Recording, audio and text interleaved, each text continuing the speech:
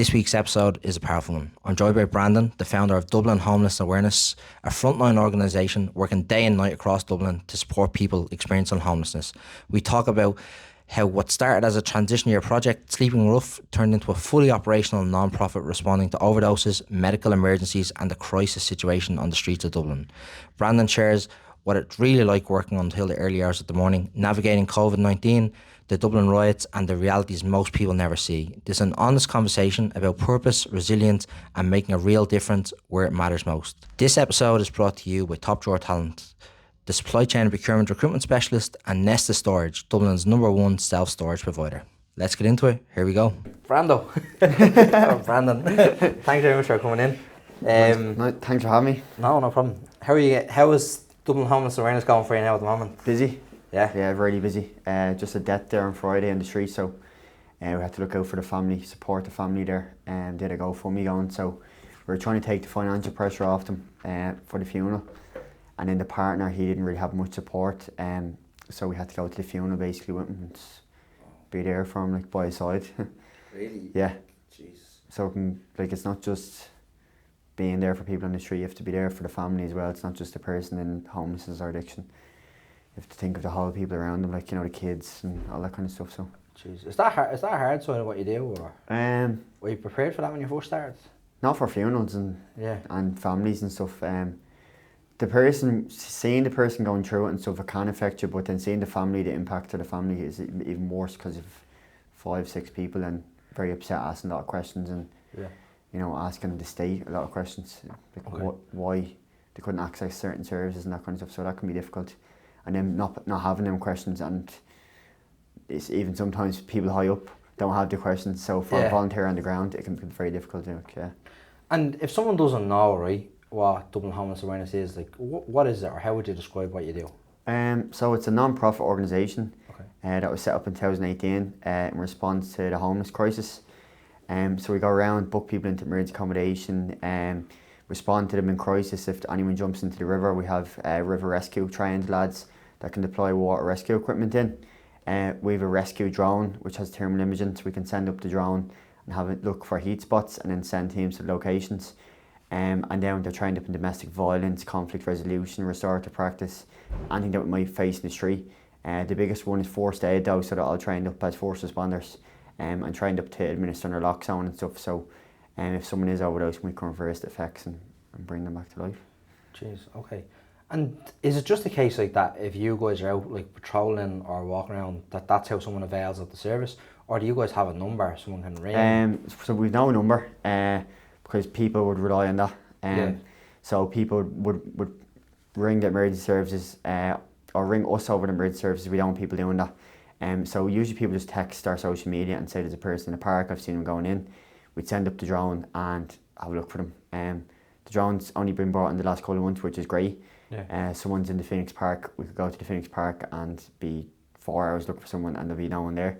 So we can just put up the drone now, have a look and check.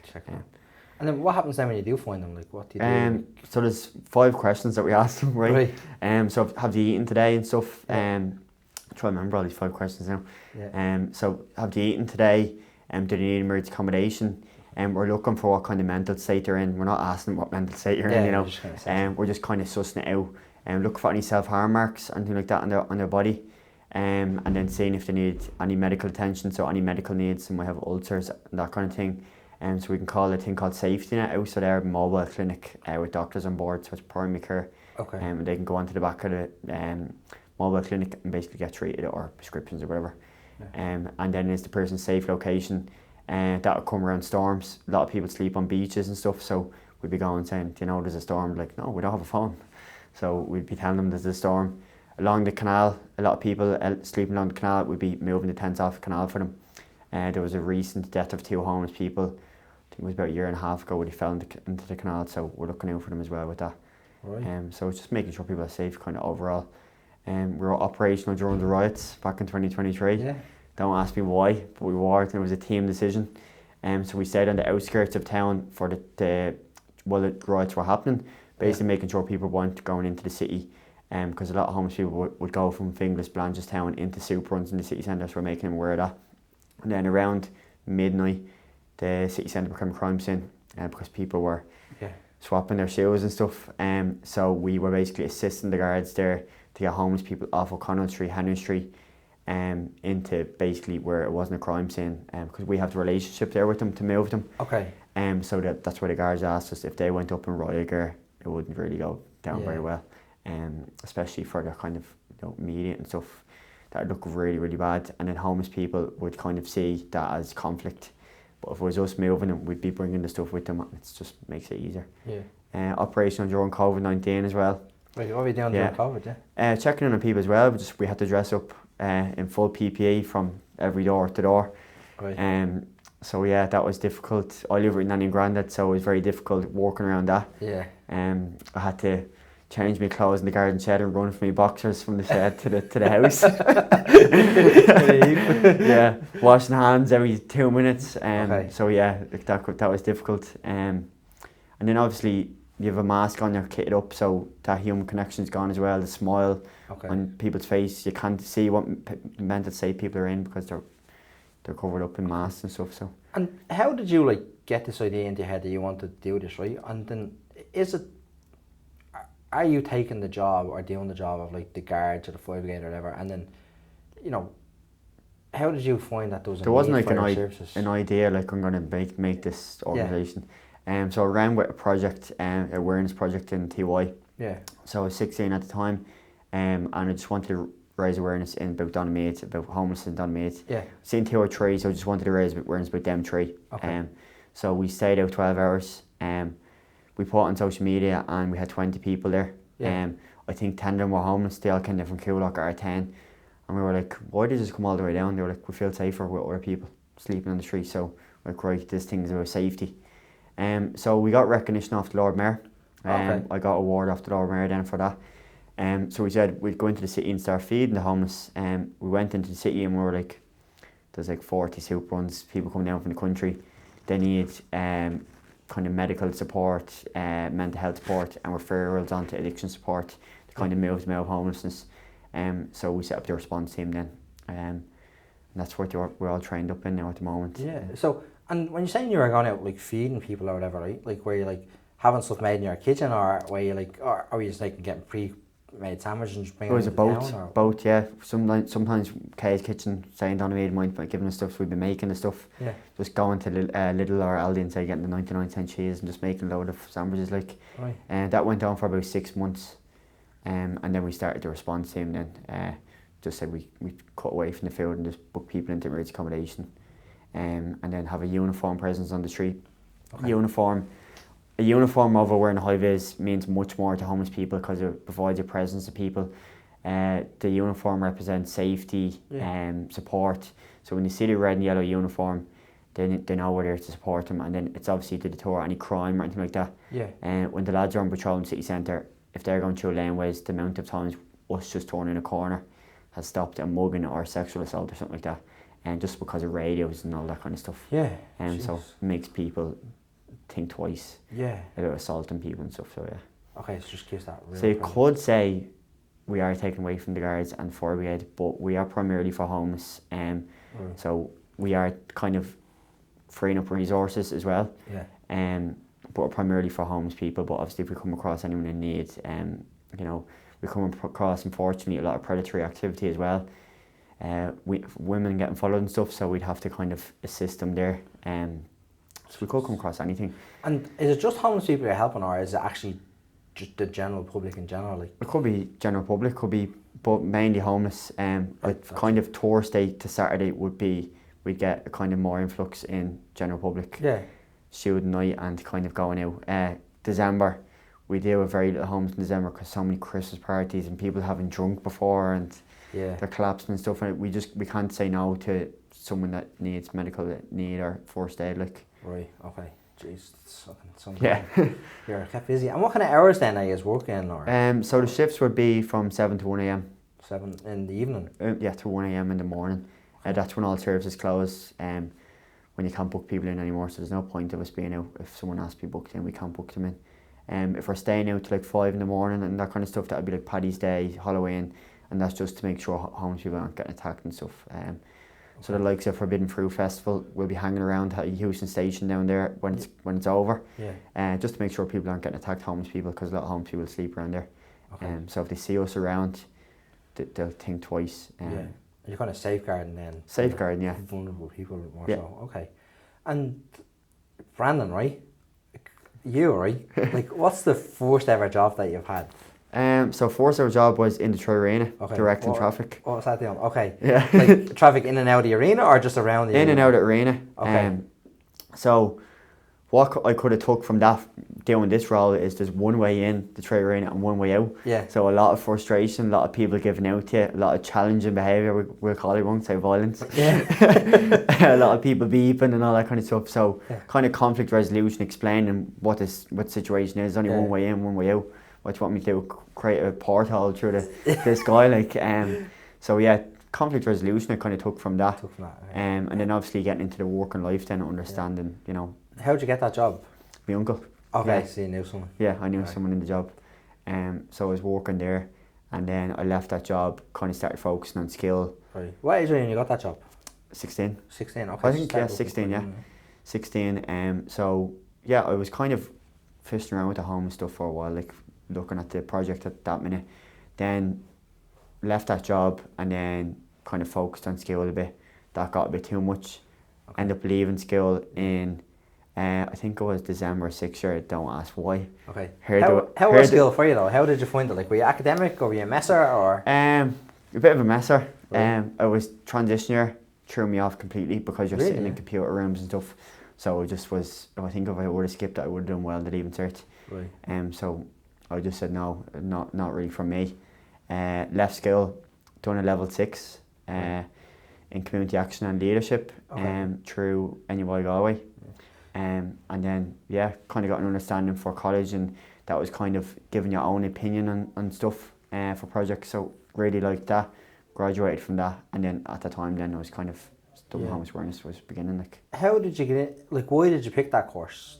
And how did you get pointed in that direction? Was it like a youth reach thing that pointed you in that direction, or did you just know about it? Youth worker, youth worker pointed me in the direction of that. And I kind of wanted to do something around leadership, because setting up that project, I kind of liked being a leader, taking on the role, saying, lads, this is what we're going to do, and this is our achievement, this is our goal, and this is how it's going to go, and delegating roles. So I kind of enjoyed that. Community part of it, engaging with local businesses and stuff, trying to get them on board, engage with the media, local councillors had to come down to the event and stuff, so I liked that part of it as well. And then there was a personal development part to that as well, so I kind of felt it was shit about myself for not doing Leaving Cert, so I wanted to do something about personal development. That's fair enough. Yeah, so there's a lot of pressure around Leaving Cert, right? Yeah. Unnecessary pressure, I think, sometimes. But is there anything, like, after going through the school system and leaving, right, and doing transition year and not being happy with having done it, is there anything that you would change about the school system in general, having gone through it yourself? Definitely more kind of in school, like more personal development stuff. Wasn't a big fan of religion. If I had a choice, I'd get rid of the whole religion part of it and throw in a personal development part of it. Our teacher was very good anyways with the religion part of it, because she was kind of bringing in personal development as well. Personally, I had no interest in religion in school or anything like that, or Gaeilge. So I would have took that out. I would have made it optional. Probably for religion and Irish. So yeah, that's what I would have changed. But and then kind of I would have definitely changed transition year to be less laxy-daisy, because I think that's what throws people off, makes them lazy. Okay. What were you doing transition year, like? What? It was mainly just kind of sitting in computer rooms and, you know, doing courses online, doing work experience.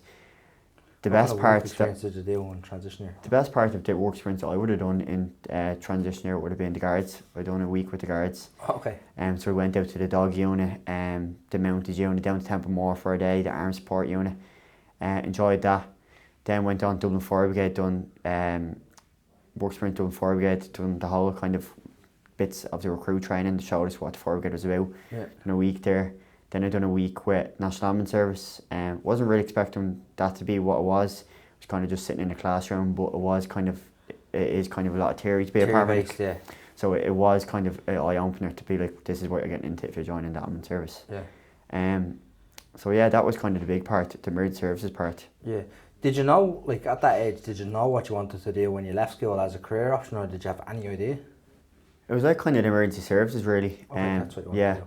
But then kind of, I didn't lose interest, but I see more interest now in kind of social care part of it, you know, helping people long term with long term issues. Okay. It's great, like attending cardiac arrest, car crashes, fires and all people, life and death, but I think you get more personal satisfaction now for a little kind of project running over a while rather than a 15-minute journey in an ambulance to hospital with a patient. Like okay. So it kind of, you're more making an impact on people's lives, and like you have a relationship with people, you know. That's what I found more interesting. And what you're doing now, right? Are you doing that more for yourself, right? For like as a personal satisfaction thing, or personal gratification, whatever it is? Yeah. Or are you doing it because you feel like there's a real need for it? Like both. Both, yeah. Yeah. That personal satisfaction element that can drop, like you can be very desensitized to stuff like like we had a podcast come out with us, and like we had an overdose and we were doing first aid and stuff in the ambulance before we came, and you know the two lads that were there back in the class, and Glenn said to me, "So you saved her life?" I said, "No, it's just like an overdose. We just dealt with an overdose." "So you saved her life?" I was like, "No, like an overdose." He was like, "You saved her life, Brandon." So I was kind of like desensitized, and a few days after I was like, maybe I did actually save her life. Okay. So you can get very desensitized to it. A stabbing can be another stabbing, an overdose can be another overdose. Yeah. And then like people, we might go in there tonight now, and there'll be people that are on O'Connell Bridge that I've been working with since 2018. You're like, what the hell? Like, why the fuck? How are they still there? Yeah. Are you still here? Is it a system? Is it you not wanting to help? Is there not enough support?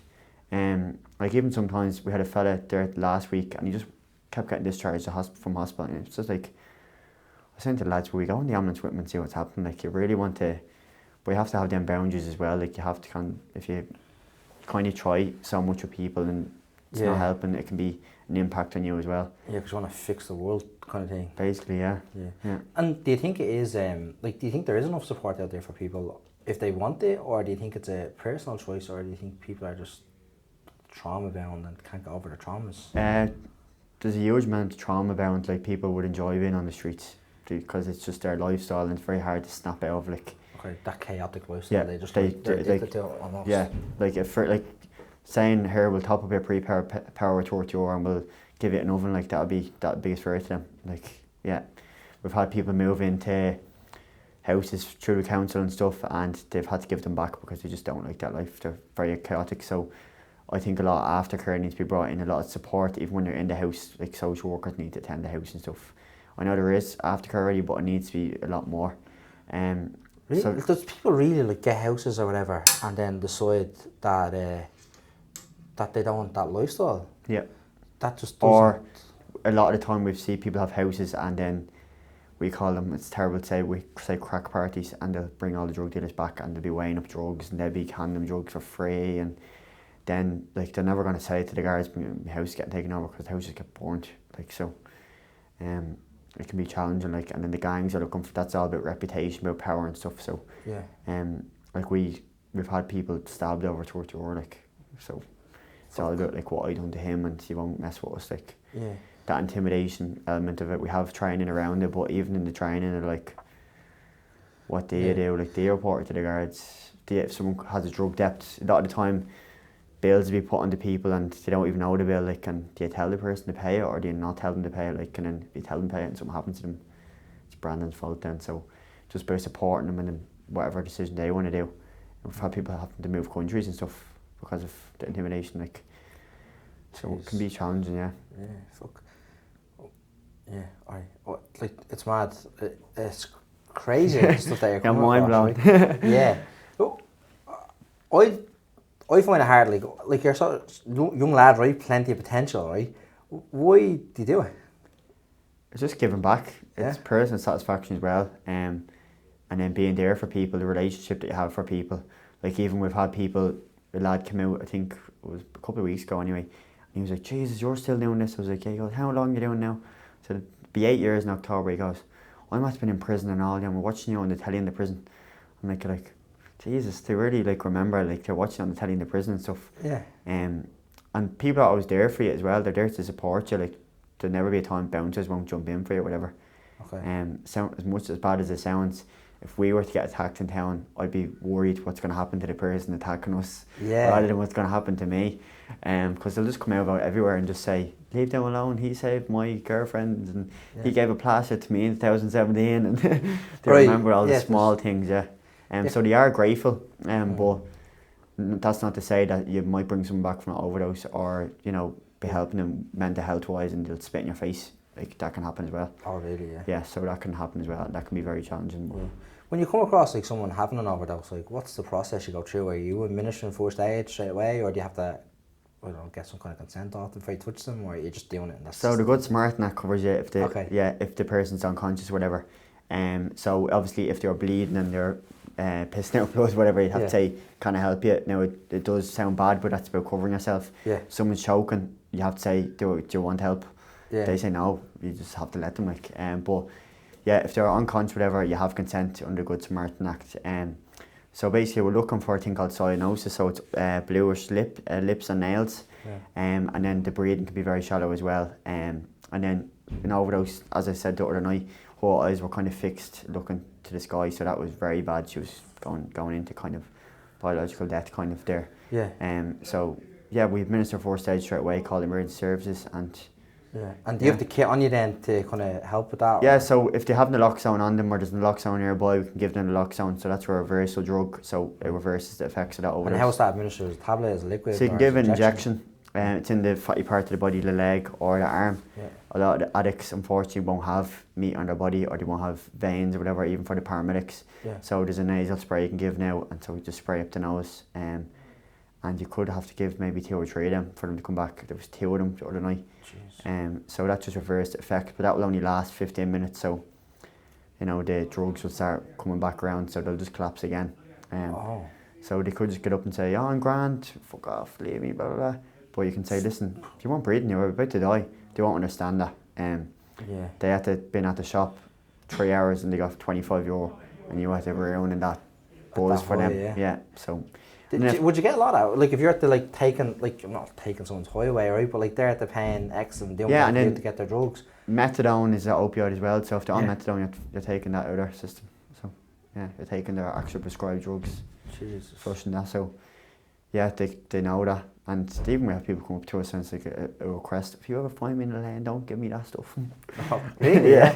Jeez. Yeah, I'll fucking give it to them. Yeah. But is there There's places you can get it in towns. We have it in defibs and stuff, but like you do think of mad ideas. Like I was even thinking the other night, like I said to the lads, you just think crazy ideas. I was like, what happened if we give all this naloxone to all the drug dealers and then they're handing it out with the drugs, so if they overdose then they can give it to each other, like, yeah. And it's crazy ideas you think of, and you see things on TikTok, you're like, how can I implement that into homeless life? And yeah, do you have to be qualified to administer, or? Yeah, so we do a course through a place called ISCA and the HSE, so it's a 4-hour course and they just go through how to administer, how to recognise an overdose. Right. And you have to be pre-qualified as like a first aider before you can administer, or no, that's a standalone course, so you can be actually overdose trained and not have any first aid whatsoever. Okay. That will cover your CPR and it'll cover your recovery position and your defib. Then we have our first aid course as well. They can go from a 4-hour course in the day to a 3-day course to a week course, and then you have your EMT then, that's 4 weeks. And how often are you coming across someone having an overdose in the city centre? Is it like a weekly or monthly or yearly thing? Or? You might not get one for a couple of months and you might get one every week. Really? Depends, yeah. Usually if you get one in a night, you're going to get 2 or 3. Yeah, it's either a bad batch of drugs or whatever. And if you do get to one in the one night, that's just strange. It's probably someone that's at the coming out of recovery or prison. Like, a lot of homeless people say that, oh, Johnny's only out with the joy there, watch him now because he's going to take stuff and his body won't be used to it and he'll just decline, so we'll have to keep an eye on him then, like, you know. So it's all about keeping people's welfare safe, and then we log everything as well. So if we have an interaction with John Joe and he's suicidal about his girlfriend, that's logged, so the team that's in tomorrow can make sure he's alright then. So so it's kind of a constant, keep a constant thing going. And are you out 7 nights a week kind of thing? Or? We try to get a team out 7 nights a week, so it's put into our group chat every day. And then whoever's out, if we have a minimum of 3, then we send out them 3 lads. Minimum of 3 because I call it a triangle of safety, came up with myself. So someone's on the ground, someone's talking to them, interacting with them, so there's no loads of conversations going on. So it's very easy to talk to someone when it's just one-to-one. Another person's contacting services, ambulance, homeless services, addiction services. Then the third person's called a lazy man. So he's just watching 360 of the whole situation, because you will get people coming up saying, what's the story, or videoing, or whatever. So he's just there to say, right, watch our backs, or to say, like, we're withdrawing here, we're getting out here. How did you learn to implement that process? Did someone teach you, or did you just came up with from being came out? up with that. It's even like when we're on our knees and like, Cian, will you watch my back? It's always about, or you put your back to the wall. It's all about finding ways to keep yourself safe. Really, like even Ryan, one of the lads, he's seen it in a documentary though, was carry a box of smoke. So when someone absolutely goes on a mental one, as smoke comes out, and the whole situation just calms down straight away. Okay, so de-escalation with a pack of cigarettes. So why not? And then they found a way around that. They're like, oh, I'll only calm down if you give me the whole packet. And you're like, oh, this is gonna cost us €20 every time now. So or like if someone's having like a bit of a mental episode, bring them to a shop straight away. Red Bull or coffee, whatever. That'll calm them down straight away. And that's just kind of buying time till the ambulance comes or the guards come. Which is kind of buying time. Ambulance response times can be a bit difficult as well. So there's only a limited amount of ambulances and stuff, so we could be waiting for a while. So we found cases where it's mental health, where like a fella come up to us and he was suicidal and stuff. He got kicked out of his house and he was on Dorset Street, so we just walked him to the matter. Like, there's no point calling an ambulance and all that kind of stuff. So we just walked him. And I was just kind of writing down numbers off the top of my head of recovery places. And I forget what I needed. I needed training for something the next a couple of days later. And I rang one of the recovery places and I said, oh, did such and such get in contact? They were like, oh, he's in here now for his assessment. So I'm like, oh, Jesus, he actually went, because sometimes they don't. It'd have to take for you to go on a bus or a taxi and bring them to the place. And you'd be doing that, would you? If it's sometimes you have to, Geez, sometimes you have to. For the funeral, like, we had to go out and get, like, make sure he had clothes and he was cleaned and all that kind of stuff. So so you're doing a lot, like, it's not just kind of out patrolling, like, you're really kind of getting so like the lads would be, like, I can get like that where sometimes you have to give your all, and then the lads will kind of be giving their all, and I'm kind of watching them that they're not getting sucked too much into it either. Like, there's only so much you can do for someone, so you don't be sucked right into their life and then caught up in something. And how are you getting your volunteers, like, in colleges? Okay. So I like to go to the pre-paramedic and pre-guarded colleges because they need to do a work experience. Oh, okay. So usually they stay after anyways. So they'll do their 60 hours and then they'll stay after. Right. And then they get training as well. So like they were doing training with us, like, and the lockdown and stuff. They don't do that in the college. They'll do first aid. Right. Another reason I go to the college is because they train them as first aiders, so I don't need to go send them on a first aid course. Right. So yeah. How many volunteers have you got? 20 now at the minute. Yeah, and then 10 started last week, so we've 10 recruits. Oh, okay, class. So yeah. Does it take you long from when you recruit them to getting them out on the streets, or is it literally just you're? So they do the online training, and then they'll be straight out onto the street then. And then it's shadow training. What's your online training process like? So there's health safety induction, child protection, and then safeguarding of vulnerable adults. And then they're out on the street, and then they're just shadowing us, and then after that they can just choose what training they want, whether it be river rescue, first aid, all that kind of stuff. So first aid it's not a mandatory part of it. Like, it's just one of those things. It's one of those things. Well, we'll always have it. Like if there's 3 lads out and they're not trained first aid, we'll always have a first aider, or there'll be like the assigned medic on the team, whatever, whoever has the highest qualification. Okay. And do you interview them then as well before they join? Yes, we do a phone interview. So they fill out an application, we do a phone interview, and then see what kind of experience they have and like why they want to join. A lot of people would come to us because their family members or parents are in addiction, and they'd put that in that application, or sometimes just know. I just know with them that they've gone through something similar, because the way they're talking to you and stuff, you're like, oh, I know. They're coming from a background. Is that good? Do you think that, like, do you want people from the background because it helps them understand the bigger picture? Or do you prefer if they're just kind of raw and kind of no exposure to that kind of environment? No, it can be that. I like that, where they come from, a background. Sometimes we get a lot of CV builders that come in, so they can be shocked, or they don't really care about that. They only want to do the training. They don't want to be out. So them people would really, if they get the guards after the experience, or they get social care jobs at the fire brigade, they leave us. But the people that have the like family members still stay. Okay. Yeah. So when you're saying like CV builders, these are people that are coming to you purely for 60 hours of training. Yeah. And then they're on their way. Yeah. Is that expensive for you, right? As like a, you know, all of our training is free. Okay. What about uniforms? Are you giving everyone a uniform? Or? They buy their own uniform. Okay. Right. So that makes you have to them buy into the organisation. Yeah, as well. they buy into the organisation, and it's their personal protective equipment as well. So they have to look after it. Like if you pay for it, you look after it. Yeah. They're giving it, and you're getting. Yeah, if you're giving it back, if you're giving it away, you're not going to get it. Yeah, back you look after it. So there's a reason for everything. Like the high vis. Yeah. Obviously the tour crime. You don't get a smack of a delivery driver when you're in the city centre.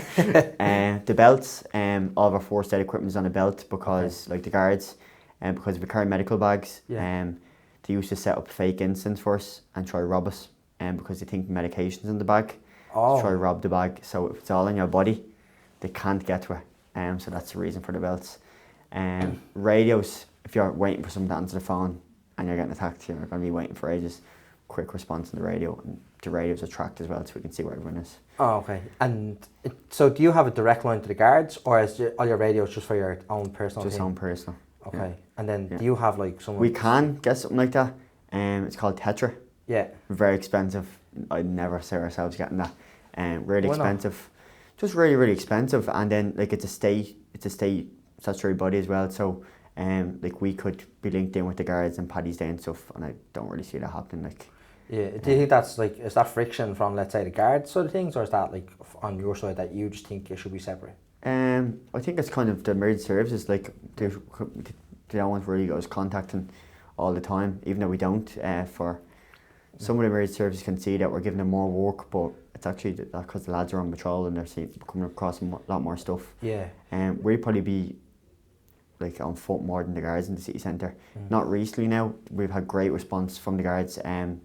Paul Cleary has cleaned that up. That's good. So there's a. Who's Paul? What's he do? So I think he's one of the assistant commissioners. So he's a dub. Yeah. He is in Perry Street. He's over Perry Street and Store Street and stuff. So he's implemented beats into the city centre. So we've had a great response from that. The guards will be there in seconds. Like. And do you have a direct line to a certain guard station in the city centre? Or are you just ringing 999? We're ringing 999. We used to be able to ring the guards, but that's changed. Their policies have changed. Even when you ring, they'll put you through to the control room. Okay.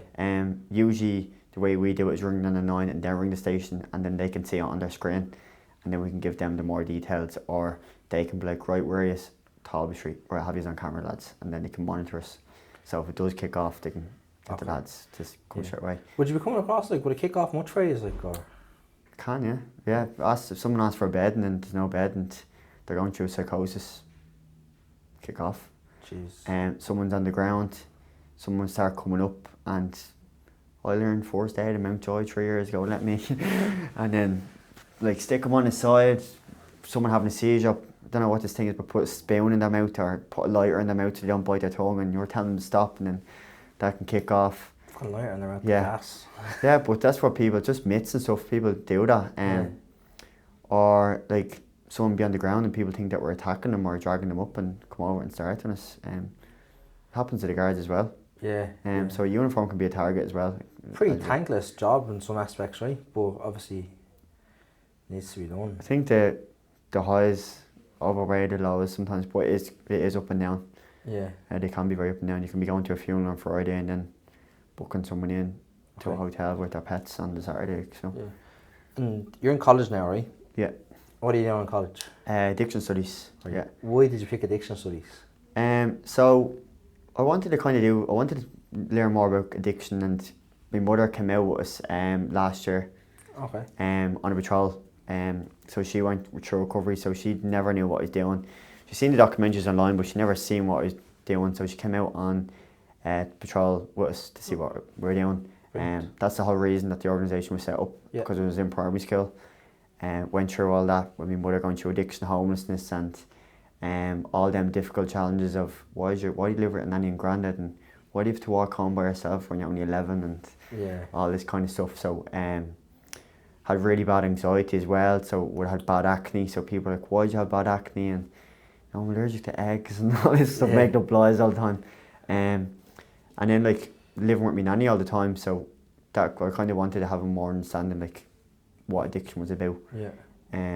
So that's why I picked the addiction studies, because she went through recovery. She was kind of in and out of addiction when the last couple of years, so I didn't want to do it while she was in and out. Yeah. Because then I'd be like trying to be a hero and trying to help her and say, oh, I learned this in college today, let's do this small, like, you know what I mean? Yeah. So she went through that and she was stable, so I said, right, let's figure out why you did all that. Yeah. Or Okay. the reasons behind it. That's going to help you understand it. To help me understand, okay. It's yeah. really good. What are you learning in the course? Like, how far are you in? Like, so it's finished up in May, so yeah. So it goes from drug intimidation to motivational interviewing, how to motivational speak to someone in addiction, how to get their kind of life without kind of, you know, being too, like going into their life too much for them. It's motivational, let them speak to you rather than you asking loads of questions. So it's just about how to work on services like Simon Community or Drug Task Force and stuff like that. okay. And I've used it on the street, motivational interviewing and stuff. So Really, yeah. Okay. yeah, I've done a course on that already. We haven't done it in college, but I've done it already. So a lot of stuff I've done. And then the people that meet in the course, they're all doing it like because of their own reasons as well. There's no one that's like, oh, I just want to do it. Like they're all in recovery and stuff. So I have an understanding about that as well. So I'm the youngest in the course though. Oh really? Yeah. What's the kind of age range on the course? I think it's definitely over 30s anyway. Really, I'm the youngest in the course.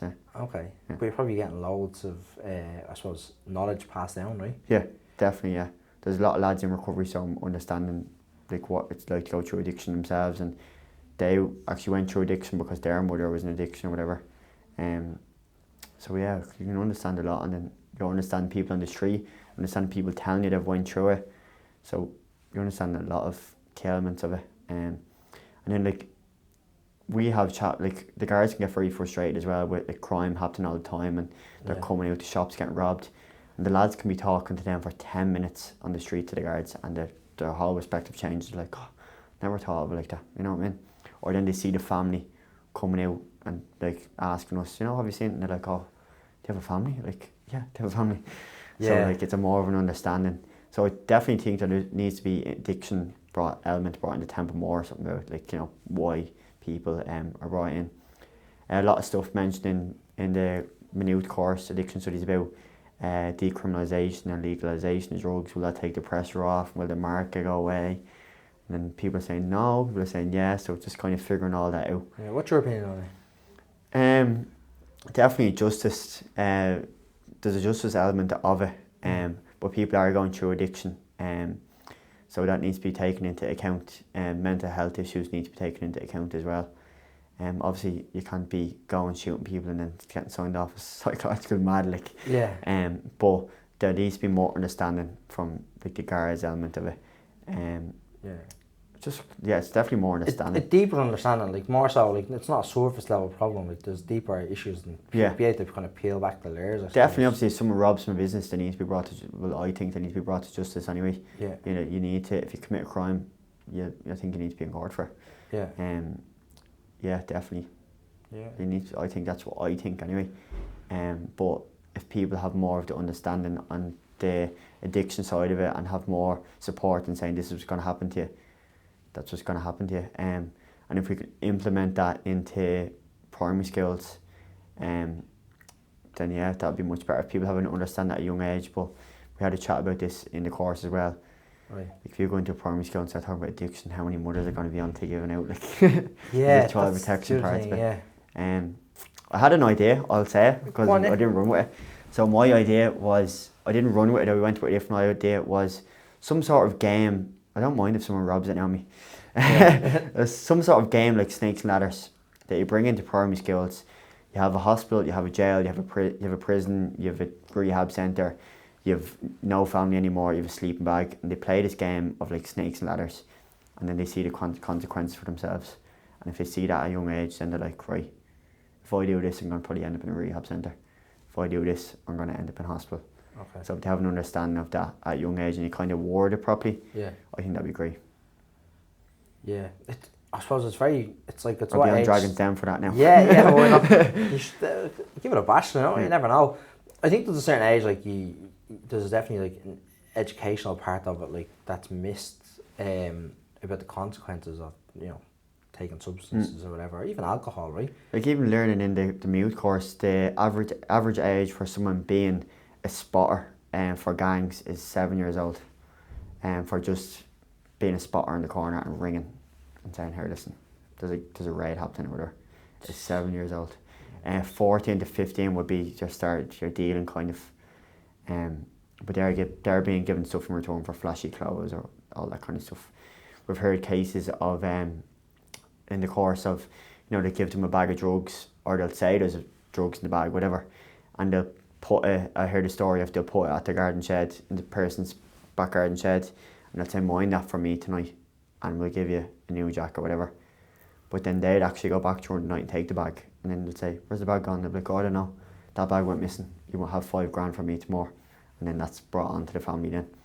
And we've seen cases of young lads commit suicide. They don't care, the mother and father, that's the bill put onto them then. And they will, like, there's no doubt about it, they will follow you to work, they will petrol bomb your house, they will do it. Like, there's no like, oh, if they're definitely going to do it, they have a reputation to hold, they're being paid money to do so it's going to happen. Okay, yeah. So there's child exploitation as well, element of it as well. So yeah, it's all criminology part that kind of kicks in. Yeah, fucking hell, man, Brandon. It's like, I don't know why you do it, but fair play to you for doing it, right? Because someone has to do it. You've just taken that responsibility on. But Alright, we're just going to pause the conversation for a quick moment. This episode is sponsored by Nesta Self-Storage, Dublin's leading self-storage supplier with easily accessible locations right across the city. Whether you're moving, scaling, or just need extra space, Nesta offers modern units ranging from 20 to 300 square feet and beyond. Perfect for businesses of every size. All units are fully secure with round-the-clock CCTV surveillance and individual alarms, so your stock and equipment are protected at all times. You can stay for a month or as long as you need, with hassle-free access 7 days a week, and they even offer a free moving service. You can grow your business with Nesta Self-Storage. For more information, visit nesta.ie. Alright, let's get back to it. what's next for like Dublin Homeless Awareness? Like, where do you kind of see this whole thing going? Like, do you see it as a national organisation? Do you see it just being Dublin specific? Or are you going to move in to become a charity instead of a not-for-profit? Or what's the for going national, that'd be a big thing. Like, so if we would get paid roles in the city centre where we're actually paid to do, and the lads are in 40 hours a week, and they have a caseload and are meeting people for different things. I know there's outreach and stuff, but we have that thing built up with young people. So our slogan is young people care too. So we're actually targeting young people on the street that are dealing and stuff. They'll actually come to us and have a chat with us over the older lads or the guards, whatever. So we'd explain the consequences and stuff. So we're actually for young people. It might change now when I get over 25. Yeah. But yeah, it's for young people. That's the whole slogan. We're targeting people on TikTok. We're targeting people on Instagram. And we're getting people that are kind of young business owners on board now. That's a new thing to show, like, look at this lad, he's at starting his own clothing brand. You don't need to stand on the corner. You know, this fella's a PT. There's definitely easier ways to make money, right? This fella's a PT, this fella sells oats, like with Jordan in the other night. Like, we've just shown that there's different ways to make money rather than selling drugs, and it's quick, easy money. It's all about power. The more money you have, the more money you want. So, you know, that money doesn't stay. And then they're not investing into themselves. So the lads might be dealing in the city centre and actually spending on their own weed. Yeah. Like, if you're spending on gym, or I'll even say to the lads, like, oh, I'm getting a bag of weed now when I go deal, and say, book your bleeding theory test. Like, you know what I mean? Like, invest in yourself, book your driving lessons and stuff. So, and they're like, I never thought of that. And then you just constantly remind them, like, did you book your theory test? And like, no, I'll do it now. Could you set up something like that, like, you know, where you help people kind of get their foot in the ladder, or even like to do a first aid course or a manual handling course, or do a theory test? Some of the lads will come and they want to do a first aid course, and so they'll come to do the first aid course, and then it's just, I think they just stay because of the vibe with the group. They just stay and they say, these are great people, like, not being cocky. No. Yeah, but they'll be like, oh yeah, no, my ma went through this, my uncle, whatever, and they'll be having a chat, and then they'll say, oh, I'm actually going to head out into the street with you, so then they end up staying, whatever. Okay. There is a thing called the STAR project out in Ballymun, so they are an outreach service. I think they need it for the city centre, where homeless people in rough sleeps can go in and they can print off medical cards, they can help build their CV, basically a minivan. But like the red tape that they have to go through to get that, like, What's it called? The Star Project, yeah. So okay. the minivan, so they go in, do anything for make a cup of tea or whatever. So that needs to be implemented in the city centre. Definitely. Then there's another thing, pilot programme in Limerick. So they have a mental health nurse and 2 guards in a car. They're specifically for mental health calls, so they can actually get up all the person's medical files in the car, like, so that the guards are not logging onto the pulse system unless it's a crime, like, so they can get up what medication they're on, and then they can divert straight away to psychiatric unit. So that's being piloted. Hopefully that's get implemented in the city centre. Save ambulances coming for people, and the guards bringing people as well. Yeah, I think overall Ireland needs to invest more in like the psychiatric help and mental health. I think it's huge. Definitely. Like even if a person goes to the Garda station or they're in A&E, the waiting time is actually trying to find a bed somewhere. So they could be shipped up to Leeds, Dundalk, because there's only psychiatric bed in Dundalk, or and then they'll be like, oh, my family won't be able to visit me, and they'll think about that, then they won't take the bed, and yeah, so then they end up getting sectioned or whatever, so it can be challenging. So if someone's suffering from mental health, we'll get an ambulance for them. Yeah. And they go to A&E, and then depends what the A&E staff want to do, if they want to get security to watch them, if they want to give them an anaesthetic to calm them down, diazepam, whatever, or they can go to a Garda station, which kind of prolongs it, because they'll bring them into an interview room or cell, and then the doctor will come. They'll have to say to the doctor what happened, and then they'll either be given a letter to walk out of the station, or the guards will bring them to the hospital. Okay. So you could be suicidal with the guards on the side of a river, didn't jump in, whatever, gonna jump in.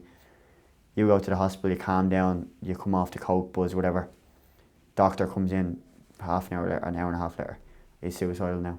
No, what it was, I was gonna do it. You're not. You don't need help then. There's a letter, go yourself. Bone section. Really? Yeah. So, what we found as well, if someone's suicidal, they might tell us their whole plan. I'm going to go home, I'm going to do this, blah, blah. They'll actually have a plan, like, yeah. The guards will come and they might get a fright, and then the guards will be like, were you going to do anything? No. The guards won't take them because they didn't say it to the actual guards. And it's only like learning over the last 6 months. I said, I'm going to actually stop one of them guards and say, what's the story? And he said to me, if everyone was to ring up about someone else being suicidal, everyone would be ringing up about their ex-girlfriend saying, she's suicidal, just take her away. Yeah. So we have to, it has to be justified, and we have to make sure we're taking someone's liberty away, so then it's more of an understanding. So now we've started saying, right, the guards are going to come, or the paramedics are going to come, and you need to tell them what you said to me. And then they're like, okay, will you stand beside me when they say it? I'm like, yeah. So sometimes you don't, but sometimes you do. So that helps now, that would say where you have to explain to the guard again. I know it's silly that you have to explain, but yeah, because it is really hard to know, because some people probably do say it and not mean it, right? Or it can be a serious cry for help, you know. It's just how do you determine who wants to help and who doesn't? It'd be incredibly frustrating for me. Like, I'd be like, fuck. Yeah. It's crazy what you're doing. Like, it's it can be some mad, job, yeah. I'd say, but you also get like the personal side of it. Like, you are probably getting a lot from it personally, and you are kind of helping, right? Like, but long term, do you think you'll stay doing this kind of thing, or do you think you'll move into like the more corporate world and still dip back in? So I still dip back in. It'd be very hard to let it go. Yeah. Obviously, because it's been 8 years of my life. Yeah, it's my baby. So, yeah, it can be very hard. But there is some days where I've said to the lads, I'm packing this in now. This is shite, and giving it away. Yeah. And then the lads be like, oh, Nick, why would you do that? And I'm like, no, I don't care. We're not getting anywhere. Or, you know, this is going wrong, whatever. Yeah. But they're just kind of short bursts like that. How many days a week are you out yourself? 3 to 4. Yeah, 3 to 4. And then what do you do for fun? Nothing. No?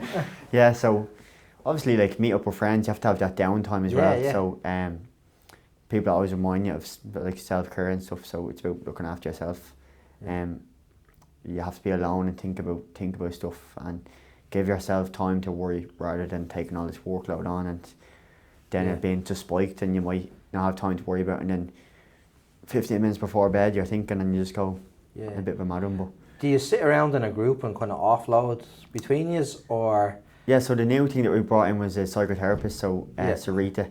So she'd be looking out for the lads' welfare, and then they can avail of her psychotherapy counselling sessions as well, so they can go straight to her if they see anything. that is traumatic, but that's for personal life as well, because there is an element of people come in and have traumatic childhoods as well, and that might actually spark something off. Yeah, that's what I was saying. It could become very triggering. Like it could become very triggering, and we have to risk assess that as well. We get a lot of people because they're coming in early recovery. I've only started in a recovery program. I love to help, and you're like, give it a while, give it a while. Yeah. Now some people, that's great for them because they're doing loads, but some people like give it a while. Okay. You're assessing that then, are you? Just say it to them. They might not recognise it till you say it to them, and they're like, right. Yeah, fair enough. You might be right, or have a chat with your program manager or lead or whatever, and see what they think, and then they'd definitely know best because they've had so many people in the past. Yeah. Do you notice that, like, if someone's kind of close to burnout, but they keep volunteering because it's like, they're transferring addiction, like a bad addiction to what is potentially a positive addiction, but then they get to like burnout stage. Then how do you recognise that then? So like if we could be dealing with some stuff one night and it might not go well, they might not go into emergency accommodation, they might not went to the counselling that you offered them or got them in place, or might get an overdose and we don't know, they just went off to hospital, we don't know if they survived or not. And then like Joe will come in the next day and the next day and the next day and like, what are you doing? They're compensating for the day that they didn't think they done well in. Every day is a good day once we're out, I think. Yeah. And once all my volunteers go home safe, I think it's a good day. Yeah, definitely. Yeah. Brilliant. And so what's next for you? Like what do you need, or if someone can offer some kind of help, like what do you need? So the three things, we're looking for more people involved. Yeah. So the age range is 18 to 25. We're looking for young people. That's the specific group you want. Yeah. Why are you restricting it to 25? Like, what if someone was like 40 and they want to get involved? We will take them, but it's just to show young people that care too, because on the social media and people are like, geez, they're very young, like, and it takes away the whole thing of young fellas going around and scramblers and all this online and stuff. Okay, yeah. People say actually that group there is doing like good work and they're young people, and they actually care. So yeah, that's why it's kind of been like that. That might change. It's going well for the moment, and then people are more interested at younger age.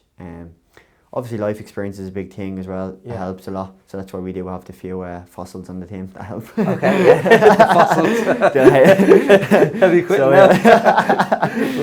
now? We call them fossils as a joke, but they help. And like they're the mommy and daddies of the group. Like they'll say, lads, now come on, and they'll be recognising the burnout quicker than probably the team leaders as well. So and because obviously they've been through that, so that's it's valuable. Yeah. Valuable to have them on the team. And then we're looking for an office space or somewhere we can have a debrief. So usually it's just Zoom calls, or we're meeting in Costa or something, like having a debrief. So we can have somewhere we can go back to have a debrief, store equipment, charge radios, and then a van to get around. Or a minibus, so we can go to all different locations. All the lads are using their own personal cars at the minute, own personal petrol and diesel money, paying for tolls. So yeah, we want some sort of diesel card then, or that we can avail of. What about funds? Like, how are you taking in funds, or someone wants to donate to you? How can they give you money? Or so sponsorships we take. So if someone wanted to get us equipment, we just ask them to put like a butcher's account onto the store we buy stuff from. Yeah, we can just buy it as we need it. And then we have a bank account set up because we're going to try to get funding. There's a girl only started last week and she keeps sending me stuff on WhatsApp about funding. So I think she's actually going to be very, very much help to us. So she said she emailed and stuff, and they said that we're eligible for it. So we're going to be going down that route now. And then we can pay for uniforms and stuff then. And then sponsorship, if people want to give us equipment, we don't take any cash or anything like that. And do you have a board like that sits on top of what you have, like that are kind of directing like your operations? So we have two company directors, so it'll be myself and Ryan, and then we have a group of team leaders, so they're delegated, operations manager, equipment manager, and they're just looking out for people's welfare. They're not lazy, like they're just like out to make sure the lads are okay. Yeah. So they won't be booking people in or anything. They're just actually for the team. So if the lads need anything, they go straight to them. You'll see it kind of like the fire brigade of the guards as well. When the fire brigade arrive, you'll see the officer, he'll never have blue gloves on. He'll be standing back and he'll be saying, lads, right, get out of here, this is what we need to do. The lads will be saying, right, do we need to do this? Same with our group. They'll be saying, right, what do you think? And then we'll be saying, right, we think this. Obviously because we pick our team leaders because they have like the experience, the qualifications, and a driving licence. That's the top qualification, yeah. I think driving licence is the number one qualification people should get when they leave in school, but that's a different story. But driving licence is a big thing for you. Yeah, are you giving then your team leaders then special leadership training then as well? Or yeah, so they do restorative practice training, and then NCI do kind of a leadership program for them as well. You know, how to manage a team, and how to like deal with people on the team that have certain issues, communication, all that kind of stuff. Obviously, bullying can arise and stuff, so how to combat that, and and how to make cliques not form. Cliques can form, so we're going to nip them in the bud, so they're not. As people are having cliques, we'll chop and change them on teams, so they're working with different people all the time, and you don't want certain people working with certain people. Yeah. Then obviously love arises in the group as well. So have you had any couples come out? No, no weddings yet. No, we have a couple on the team at the minute. Okay. And then we have, they won't mind us naming, Nicole and Alex. Okay. And they met when we were doing kind of the field stuff. Oh yeah. And they have 3 kids for each other. No way. Because they met because of the HA, yeah. Okay, so you'll have a wedding at some stage. Brilliant. Yeah. Right, that's fair. And then we've had people like name children after volunteers and stuff, on the street, so. Alright. Yeah, so. Jeez, that's interesting. Yeah, we've gone up to the care home to visit kids and stuff that have been born, so. Class. Unfortunately, a lot of the kids would go into care because of addiction stuff, but we'd see the small part of it where they see the mother and stuff. It's very sad, so we'd be there for the mother, really. Yeah, but obviously we'd be supporting the mother in any way. A lot of the time, it'd be the key workers that would be like, it's better off signing the child over. And even people have come to me like and said, oh, I'm going to sign it over, and I'm like, jeez, are you? Because even the super ones are saying to us, they're going to go on the run now to England and stuff, and we're like, yeah, I think they are. But they've actually made a good decision then, because they can fight to have the child back then, if they go through a recovery program and stuff, so. Yeah, fuck, that'd be heartbreaking to have to do that. Yeah, and then, like, if we've come across incidents then of homeless children and their mother and father, and we figured out that, you know, like, the mother and father actually do have money or do have help, but they're just not availing of it. And the guards will implement the Children's Act and take the child off them, and we've literally seen children ripped out of parents' arms and brought into the station, and him restrained and brought in handcuffs. We've literally seen that, and because we came across that kind of like, did we split up a family just there? There was an incident the other night where a father and son got kicked out of a hostel. Hopefully they don't see this. And he was making very bad decisions, like, I'm going to sleep on the street, and the guards were like, if you sleep on the street, we'll have to take the kids. He could go back to the hostel, but he just chose not to because of conflict or probably pride, ego. Ego, yeah. So we sat down with him for a few minutes, and you could tell he was kind of a bit all over the place mentally. And we just calmed him down, and we got him back to the hostel, calmed him down. Good, yeah. So we were like, right, that is at the saving it, a fucking huge thing there. And the child had special needs as well, so I think that would have sparked off a big thing. So that's when you went home, you're like, geez, if I wasn't there now, like, what would have happened? He wouldn't have listened to the guards. So that's where... Because probably sometimes the guards just want to do their job, and lad giving them grief. And or even like we had one scenario, like, you know, we had kids, and like the guard said to me, the sergeant said it's up to us, and you're like, you're putting that on me, like... No. Like, you're putting that on me. And we were like, it's the best option. Sometimes it's the best option. Because the mother was affected by drugs. Yeah. So it's up to you. Like, we were like, you're going to have to... And a guard station is not safe for people to sleep in as well. People come in to sign on for sexual offences, and there's children on the floor. And I think it was at Loan only recently. A fellow went down and smashed up the whole guard station, the front office of it. Like, they'll sell drugs outside Store Street and Pearl Street. Like, it's not, guard station is not a safe place. Outside it is not a safe place. Yeah, fuck. And there's no respect for the guards either, like. If they're smashing up. Thankless job. Thankless job, yeah. And like, even fingless, someone stabbed with a machete in the public office of the station, like, so they don't care. They don't care. Another thing we'll be looking for is sponsorship of stab vests. Some of the lads have them, some of them don't. We don't say that to members coming on straight away because it can scare them. We don't really have knives being pulled out on us or needled because we have the relationship. Yeah. We just go to have them. I think if you can just talk and de-escalate situations, we'll be free. The stab vests, we had to think about it, like, will we get yellow ones and wear them over the jacket and have our radios on them? Then we're like, no, we'll get the cover it ones, wear the under the thing. Because people see a stab vest, they might want to test us, so have them under the uniform rather than big bulky things and intimidating the public. So Yeah, it's what you do. It's a tricky one as well. It's all about kind of implementing things. Even like to the lads, they have their snoods up. I sometimes do it when I'm freezing. I'm like, lads, take your snoods down. Like if you were suicidal, you wouldn't want to come up to someone in a snood. Like, yeah, this is their face, like the kind of neck warmer. Yeah, for cold and stuff. So like, yeah, always thinking about like, yeah, how you interact. And no matter what you do, social media, people are going to give out. There's always going to be keyboard warriors. So even with the death of the girl, like people saying, why this, why that, you're always going to have keyboard warriors. But until I think you're in the role or you're working in social care, in my opinion, I don't care.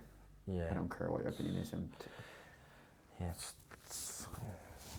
great work that you're doing, right? It's just free thankless. And someone has to do it, right? And you've just taken on the responsibility. So there's a lot to be said for that. But yeah, I don't know if I would do it, like, if I'm being honest. We'll bring it out one night. I probably wouldn't have the patience. But because I'd be like, just fix it. Just say fix it. Let's just fix it. You know, I wouldn't have the time to be like kind of the patience to coach someone through it. So you know, you probably have a lot of patience for it, which is really good. But if someone wants to find you on social media, or how can they get in contact with you if they want to donate or whatever? Yeah, so it's Dublin Homeless Awareness on TikTok, Instagram, and Facebook, and then it's Dublin Homeless Awareness 1, the letter 1, at gmail.com for our email address. Okay, Grant. Do you have a website or anything? Not yet, no. Okay, Grant. So it's all social media. All social media. We had a website for a while, but we didn't get much feedback off it and stuff. So social media is a big part of it. People that's what they report stuff to us, and we'll be asking people as well if they see rough sleepers. There's a rough sleeper alert app. Okay. So it's called Dublin Rough Sleeper Alert app. So you can go into that and basically hit the location, what they're wearing, what they need, and a team will hopefully come out to them. And a team from your place or from somewhere else? From Dublin Homeless Community. Oh, brilliant. Okay, so the Rough Sleepers app is what it's called. I'll link that in the description if that's alright. Yeah, brilliant. Look, Brandon, thanks very much. Great story. Thanks very much for coming in. It's great having you. Before you wrap up, I just want to say a huge thanks to Brandon for coming on and for the work him and the team do at Dublin Homeless Awareness. If you took anything from this episode, let it be this: homelessness is happening in real time all around us, and small actions really do matter. If you see someone sleeping rough, download the Rough Sleepers app and report it so support can get to them quickly through the Dublin community.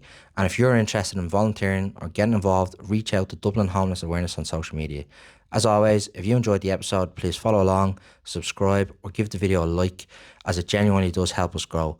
Thanks for listening. This has been the 1040 podcast, and I'll catch you on the next one.